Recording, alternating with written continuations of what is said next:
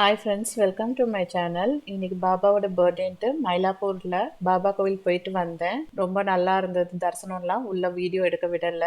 அப்படியே பாபா கோவில் பக்கத்துல நித்யா அமிர்தம் ஹோட்டலுக்கு போயிருந்தோம் மயிலாப்பூர்ல. நீங்களும் இங்க டேஸ்ட் பண்ணி பாருங்க, நல்லா இருக்கு. டிஃபன் வந்துட்டு சூப்பர்வா இருந்தது, நல்லாவும் இருந்தது. தோசை, இட்லி, அப்புறம் பொங்கல் எல்லாமே டேஸ்டா தான் நல்லா இருந்தது. மினி டிஃபன் இது. அப்புறம் தங்கச்சி வீட்டில் வந்துட்டு அவங்களுக்கு தெரிஞ்சவங்க ஒருத்தங்க மீன் குழம்பு ரொம்ப நல்லா பண்ணுவாங்க. சரி, அவங்களோட ரெசிபி நம்ம சேனலில் இது பண்ணலான்னுட்டுனா பார்க்கலாம் வாங்க. ஓகே, நம்ம என்ன பண்ண போகிறோம் இன்னைக்கு? மீன் குழம்பு வைக்க போகிறேன். இப்போ மீன் குழம்பு வைக்க போகிறேங்க. முதல்ல கடாயை வச்சுருக்கேன். கடாயை வச்சு வெங்காயம் போட்டு தாளிக்க போகிறேன். அதுக்கு தேவையான புளி எடுத்துருக்கேன். தக்காளி அதே புளி, மிளகாத்தூள் எல்லாம், தக்காளி, உப்பு எல்லாம் கரைச்சி போட்டு வச்சுருக்கேன். எவ்வளோ புளி வந்து கொஞ்சமாக தான் எடுத்துக்கணும். ஓகே, இது மிளகாத்தூள் எவ்வளோ போட்டீங்க? புளிக்கு ஏற்ற மாதிரி காரம். நம்ம வேணுங்கிறத காரம் போட்டுக்கலாம். சில பேர் புளிப்பாக காரம் கேட்பாங்க. நான் காரமாக தான் வச்சுருக்கேன். ஓகே, தூக்கலாக இருக்கும். அதாவது 3 ஸ்பூன் போட்டிருக்கீங்களா? 5 ஸ்பூனாக போடுவேன். ஓகே, புளி வந்துட்டு ஒரு எம்சப்பழம் சைஸா 10 பேர் சாப்பிட்ற மாதிரி குழம்பு. அதான் அது கொஞ்சம் ஜாஸ்தி. அதான் எவ்வளோ இருக்கும்? சும்மா ஒரு ஒன்றரை புளி. ஓகே, 1.5 புளி. சும்மா கொஞ்சம் உருண்டை கொஞ்சம் எடுத்தா போதும், குழம்பு சைஸில். ஓகே, சரி, நம்ம பண்ணலாம்.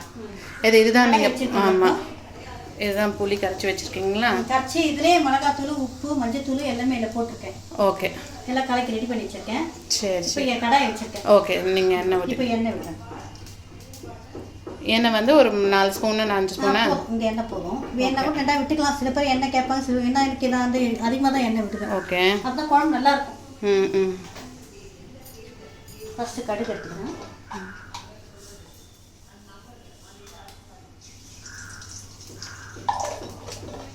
கடுகு பொரிஞ்சோடனே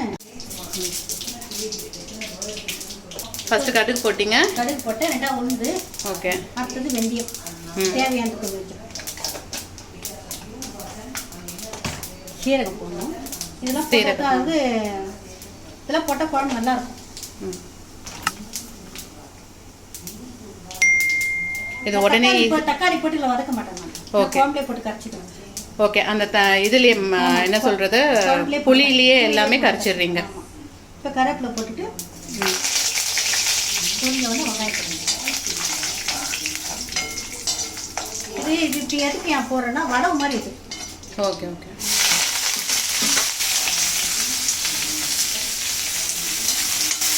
இதே மெத்தடில் எந்த மீனாக இருந்தாலும் பண்ணலாமா? ஆமாம், நம்ம வேணுன்ற அளவுக்கு குழம்பு எடுத்துக்கணும். எத்தனை பேர் சாப்பிட்ற அளவு தான் குழம்பு எடுத்துக்கணும். வேறு இப்போ இந்த குழம்புக்கு ஏற்ற மாதிரி இந்த மீன் எடுத்துக்கேன். ஒரு 10 மீன் எடுத்துருக்கேன். ஓகே, காஞ்சி வச்சுருக்கேன். லெமன் சைஸில் புளி எடுத்துக்கிட்டு நெக்ஸ்ட் வந்து 3 ஸ்பூனு மிளகாத்தூள் போட்டுட்டு அதுக்கப்புறம் 3 போடலாம். அதான் காரம் கம்மியாக கேட்குறவங்களுக்கு நம்ம அப்படி பண்ணலாம் இல்லையா? 3 ஸ்பூனில் 4 ஸ்பூன் காரம் அதிகமாக வேணா கூட அப்படி பார்த்துக்கலாம். நெக்ஸ்ட்டு வந்துட்டு அதுலேயே தக்காளியும் நல்லா பிசைஞ்சு இது பண்ணிடலாம். ஓகே, நல்லா வதங்கிட்டேன். அதுக்குள்ளே இந்த மீனை கொஞ்சம் வறுத்துக்கலாங்க. மீன் வச்சுருக்கேன். ஓ, அது கூட நீங்கள் மீனையும் ஃப்ரை பண்ணுவீங்களா? கொஞ்சம் எடுத்து வச்சுருக்கேன். அப்படியே மீன் வறுத்து மீன் 5 மிளகாத்தூள்லாம் போட்டு வச்சுருக்கேன். புளி வெறும் புளி, மிளகாத்தூள், மஞ்சத்தூள்லாம் இல்லை போட்டு ரெடி பண்ணி வச்சுருக்கேன். கையோட வரும். அதான் கொஞ்சம் புளி கரைக்கிறேன்ல, அது சும்மா கிட்டிக்க ரொம்பலாம் ஊற்றணும். புளி டேஸ்ட்டுக்காக கொஞ்சம் ஊற்ற கட்டியாக. ஓகே, ஃபஸ்ட்டு கரைக்கிறேன்ல, அதை கொஞ்சம் கட்டியாக எடுத்து ஊற்றிட்டு அதே மஞ்சத்தூள், உப்பு, சால்ட்டு போடணும். போட்டு எல்லாம் கரைச்சி ரெடி பண்ணி ஒரு உப்பு பண்ண வேண்டியது. ஓகே, மிளகாத்தூள், உப்பு, மஞ்சத்தூள், கொஞ்சோண்டு புளி கரைச்சிட்டு அந்த கிரேவி மாதிரி பண்ணிவிட்டு அதில் புளி கூட சிட்டிக்கு தான் ஊற்றணும். ஓகே ஓகே, ஒரு 2 ஸ்பூன் புளி டேஸ்ட்டுக்கு மாதிரி போட்டுட்டு அதை மீன் அதில் பெரட்டிட்டு வறுத்து எடுத்துட வேண்டியதான். எண்ணெய் ஊற்றி குழம்பு ஊற்றிடலாமா? ஊற்றிடுங்க.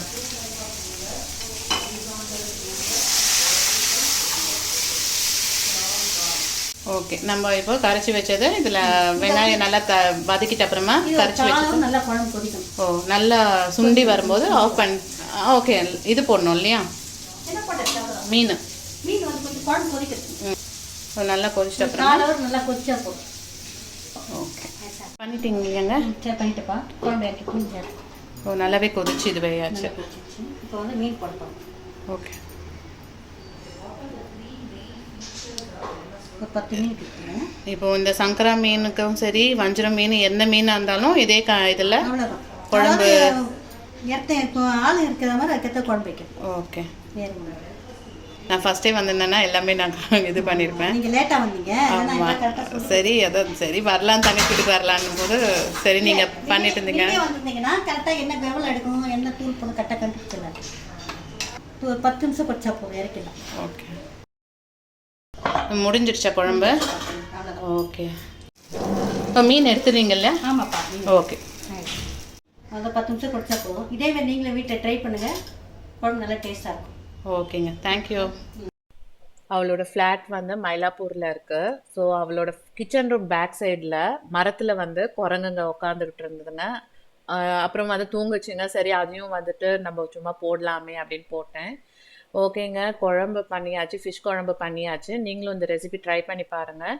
தேங்க்ஸ் ஃபார் வாட்சிங்.